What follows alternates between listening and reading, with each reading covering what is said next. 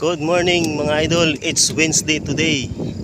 So it's another day to make practice.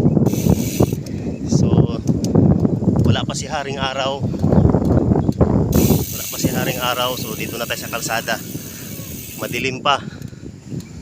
Yan. Dahan-dahan lang tayo kasi wala tayong ilaw. Baka sagasaan tayo.